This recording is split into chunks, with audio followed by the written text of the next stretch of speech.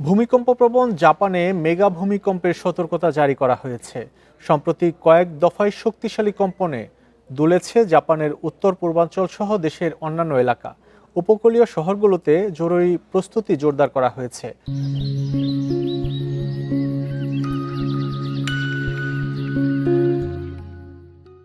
স্থানীয় কর্তৃপক্ষ এবং বিশেষজ্ঞরা সবাইকে নিরাপদে থাকার জন্য সতর্ক করেছেন। দেশ জুড়ে কার্যকর রয়েছে জাপানের উন্নত সতর্কতা ব্যবস্থা এবং নিয়মিত নিরাপত্তা নির্দেশনা।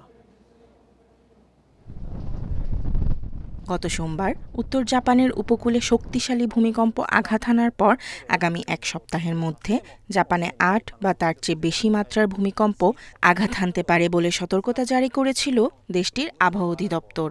এর ৪ দিনের মাথায় আবারও শক্তিশালী ভূমিকম্পে কেঁপে উঠে জাপানের উত্তর পূর্বাঞ্চল।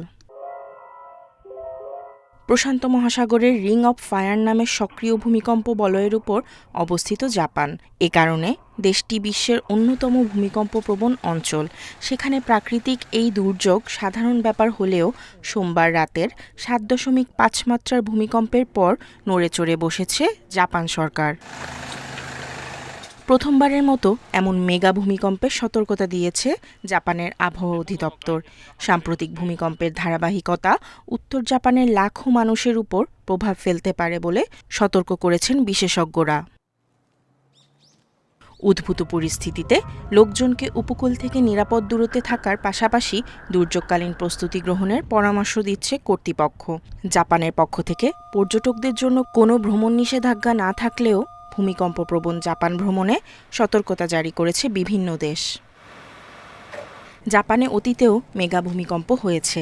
এর মধ্যে ২০১১ সালের ৯ মাত্রার ভূমিকম্প ও সুনামিতে দেশটির উত্তর পূর্ব উপকূলে ১৮,০০০-এরও বেশি মানুষ নিহত হয়েছিল।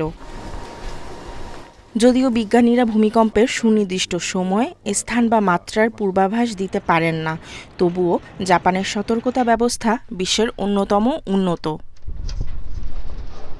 নিশাত সুলতানা মিম, ইন্ডিপেন্ডেন্ট নিউজ।